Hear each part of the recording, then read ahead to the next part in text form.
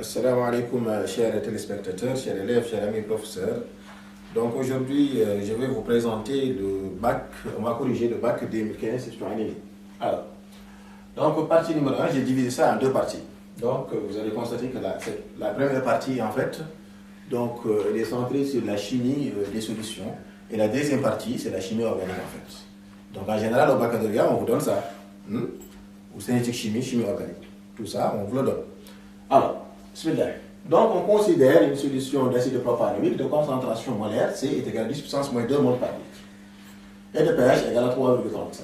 Donc la première question qu'on vous demande ici, c'est de calculer les molarités des faits chimiques présents dans la réaction.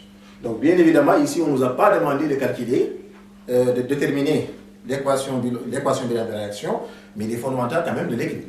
Ok, donc on a l'acide propanoïque. Donc là, il faut mettre l'équation bilan de la réaction pour que ça soit beaucoup plus clair. Et ensuite, on vous demande de déterminer le pKa du couple CH3, CH2COH, ça veut dire l'acide propanoïque, CH3, CH2COO, moins C, l'ion propanoate. Alors, la question 1-2, on vous demande de calculer le coefficient d'ionisation alpha, de l'acide propanoïque et conclure. La question 1-3, on considère le 10 ml de la solution précédente, on dilué à 1 litre. 1 litre. Donc le pH prend la valeur de 4,45. Calculer la nouvelle valeur alpha prime du coefficient d'ionisation. Bien évidemment, alpha prime ici, à 100 litres. 1,4. On considère une solution d'acide propanoïque de concentration C' est égale à 10 puissance moins 6 mol par litre et de pH égale à 6. Calculer la nouvelle alpha prime. Que dire du comportement de l'acide propanoïque très dilué? Ok? Donc, là, on va. Là, la première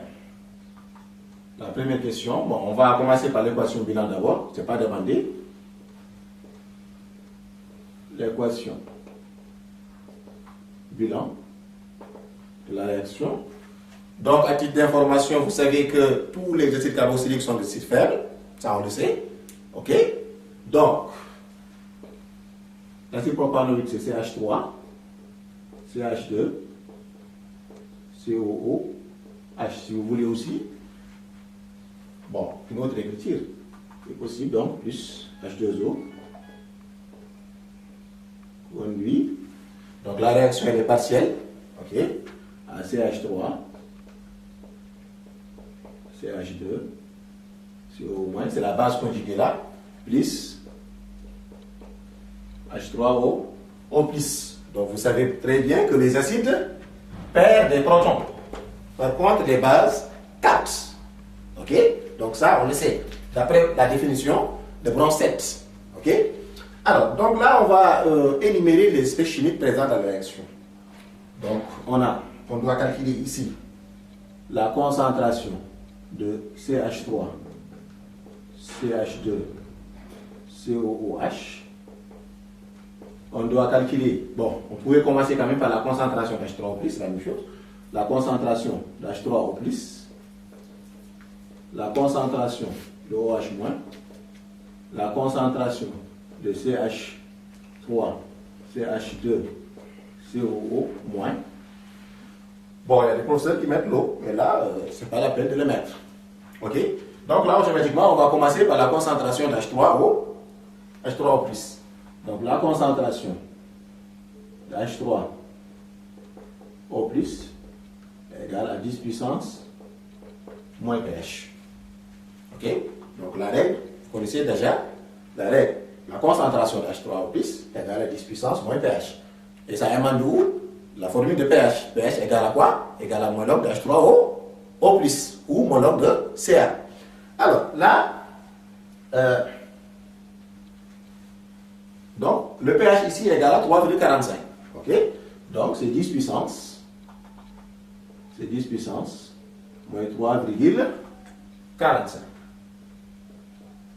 Allez-y, mes chers élèves, prenez vos machines. On va calculer ça ensemble. Bon, moi là, j'ai trouvé 3,55.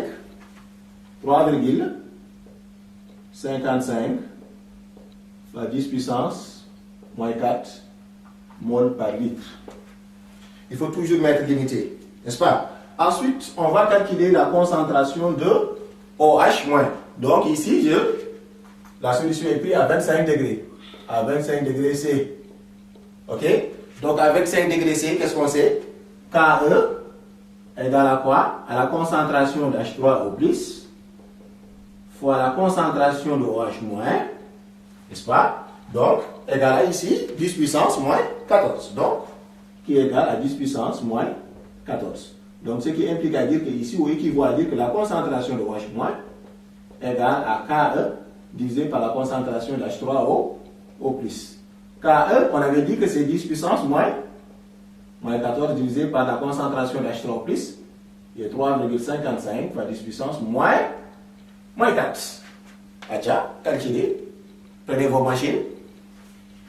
Donc là, j'ai trouvé 2,82 fois 10 puissance moins 11. La concentration OH- égale à 2,82 fois 10 puissance moins 11 mol par litre. Voilà. Ensuite, là, automatiquement, on va calculer la concentration de CH3, CH2CO-. Bien sûr, en passant par l'équation d'électroneutralité. Ok? On doit calculer la concentration de CH3, CH2, COO-. Donc, en passant par l'équation d'électroneutralité, on peut abréger ça comme ça. La somme des cations égale la somme des anions. Donc, ici, c'est la somme des concentrations positives est égale à la somme des concentrations négatives. Alors, la seule concentration ici positive, ici, c'est H3O+, n'est-ce pas? Donc, on va le mettre ici. La concentration de H3O+, ok, il est seul ici. Donc, égal à la concentration de OH- plus la concentration de CH3, CH2, COO-. Donc, vous êtes d'accord avec moi? Donc, ici, vous pouvez calculer. Ok? Vous pouvez calculer cette concentration-là en transposant l'autre. Mais c'est inutile. On sait que ici, c'est un acide. La base est négligeable devant la concentration de l'acide. Donc là, on peut négliger. On peut dire que comme que c'est un acide, la réaction, c'est un acide, donc l'acide propanoïque, la base est négligeable. Donc vous allez me poser ici une question. D'où provient le OH-? Toute réaction chimique, il y a OH-, H3O+. Donc vous savez très bien que l'eau est un ampholyte. Ok? Donc là, comme que la réaction ou l'équation est acide, donc la concentration de OH- sera négligeable devant la concentration de H3O+.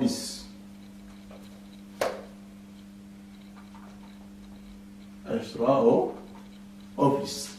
Donc, comme que c'est négligeable, ça restera.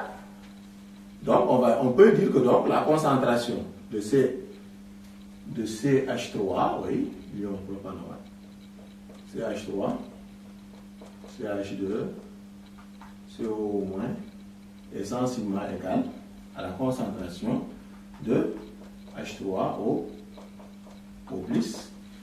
Et ici, on avait trouvé, si vous vous rappelez très bien, 3,55 par 10 puissance moins 4.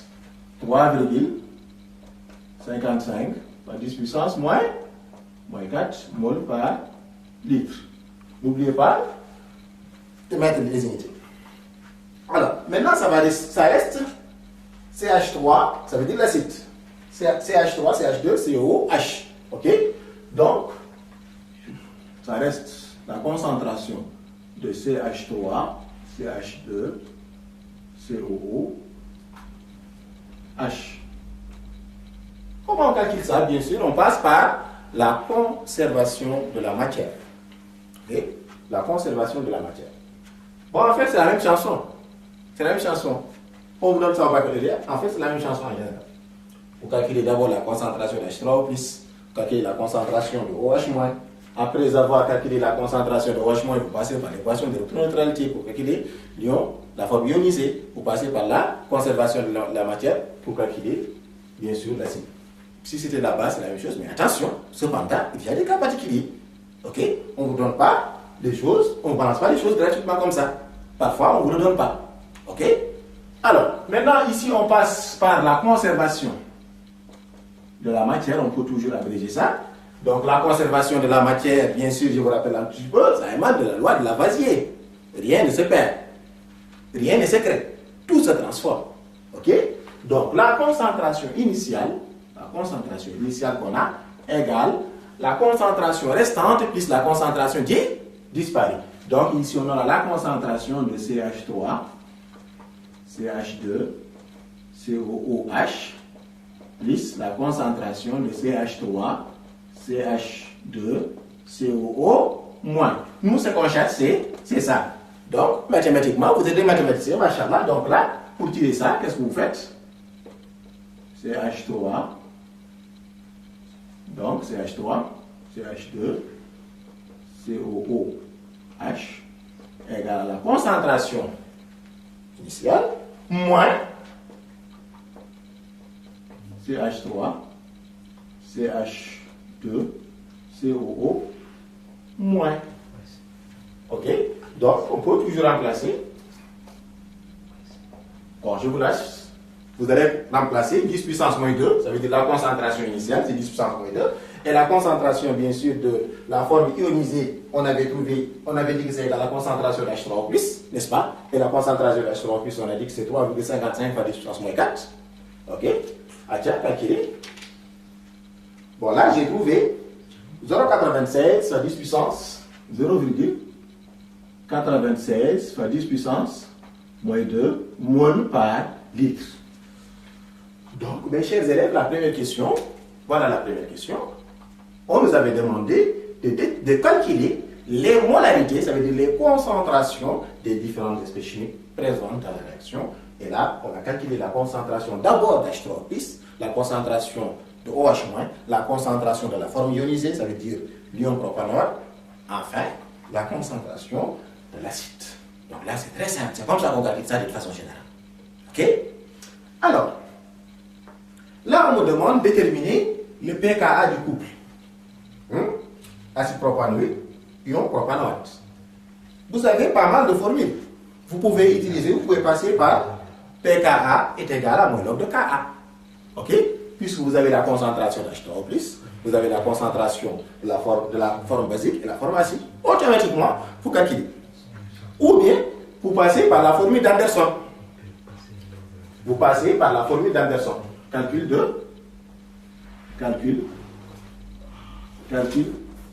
de pKa.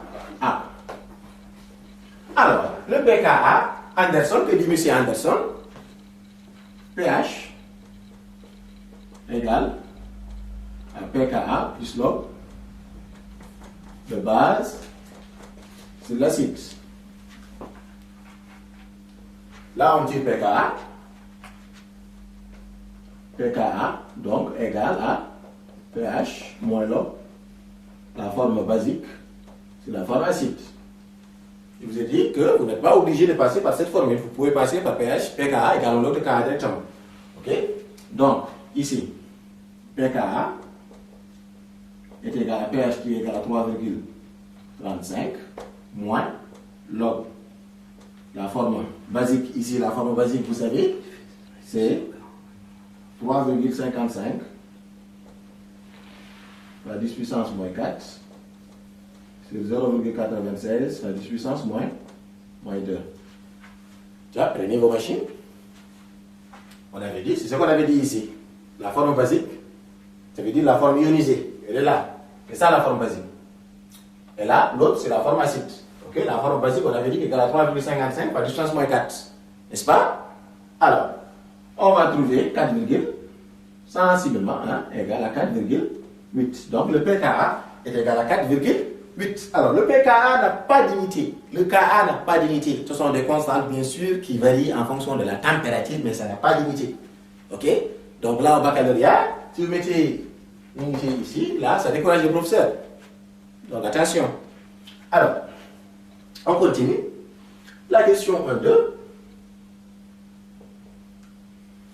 La question 1-2, on vous demande de calculer le coefficient d'ionisation de l'acide propanoïque conclu. Le coefficient d'ionisation, ici, calculons. Il faut toujours reformuler la question. Ça veut dire l'aspect littéral est important. L'aspect est important plutôt. Donc, ici, calculer alpha, le coefficient d'ionisation. Et bien sûr, j'ai l'habitude de vous dire qu'il faut maîtriser la leçon. Le coefficient d'ionisation égale à quoi? C'est la forme ionisée divisée par la concentration initiale. C'est la forme ionisée, ça veut dire, ici, la forme ionisée alpha égale à la forme ionisée, ça veut dire le CH3, CH2, COO moins, divisé par la concentration initiale. Ok? Vous pouvez dire aussi, c'est égal à la concentration d'H3 au plus divisé par la concentration d'H3 au plus qui est égale à 10 puissance moins pH. Ok? Donc, c'est la forme ionisée divisée par la concentration initiale. La forme ionisée, on avait trouvé ici 3,55 fois 10 puissance moins 4, bien sûr. Et là, on a divisé par C. Ah tiens, faites le calcul. Alpha, faites le calcul.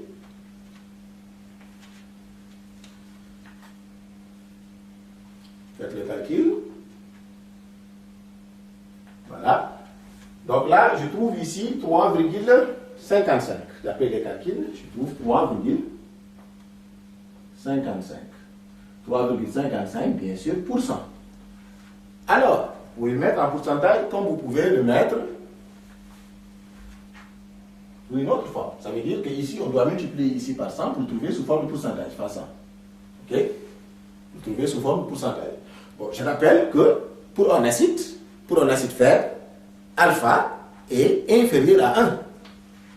Pour un acide fort, alpha égale à 1. C'est-à-dire que l'ionisation, ça veut dire que 100%. Bon, c'est quoi la différence? Alpha inférieur à 1, ça veut dire que l'ionisation est partielle. Ça veut dire que ici, quand on a alpha inférieur à 1, c'est un rappel de cours tout simplement, alpha inférieur à 1, cela signifie que l'équation, elle ne s'est pas ionisée totalement. C'est partiel, puisque ici on a dit, la réaction elle est partielle. Il faut que ça se voit ici. Donc ici on a 3,55%. Ça veut dire qu'il n'y a que 3,55% qui s'est ionisé. Ça reste encore. Ok? Alors, on continue. La question 1.3, on considère de 10 ml de la solution précédente, on dilue à 1 litre. Le pH prend une valeur de 4,45. Là, on vous demande de calculer la nouvelle, le coefficient d'ionisation alpha prime. Ok? Le coefficient d'ionisation alpha prime. Calculons alpha prime. Alors, mes chers élèves, ce qu'il faut savoir de la dilution, c'est quoi? Diluer une solution, c'est d'augmenter le volume et de diminuer sa concentration. Il faut savoir la définition de la dilution. C'est quoi? C'est diminuer la concentration et d'augmenter le volume. Ok? Je dis à Hassani, ici, quand on dilue une solution, la concentration est beaucoup plus, elle est beaucoup plus légère. Ou le volume inzal. Tu vois, à chaque fois, il dort le premier verre, intelligent que tu es. Mais le premier verre, c'est تعدل. Il دبر الماء تزيد في كاس أتى تعطيه يشرب. هذا عادة une dilution. C'est une dilution. C'est une dilution qui est là. Ok. Donc ici, c'est une dilution qu'on a fait ici. Ok. Maintenant, attention. On peut diluer au dixième, au centième, au millième. Ça veut dire qu'on peut diluer 10 fois, 100 fois, 1000 fois. Ok. Ici, qu'est-ce qu'on va faire? On va poser alpha prime égale à quoi? Donc ici, ça va changer. C'est la concentration, si vous voulez, la concentration de CH3, CH2, COO, moins prime, c'est la concentration initiale. Ça a changé. Ok? Maintenant, ici, d'après les calculs, on a les données. On a des données. On a des données calculées. Ici, pH égale à 4,45. OK. Calculé. Donc ici, en calculant, vous allez trouver 1. 1 égale à bien sûr 100%.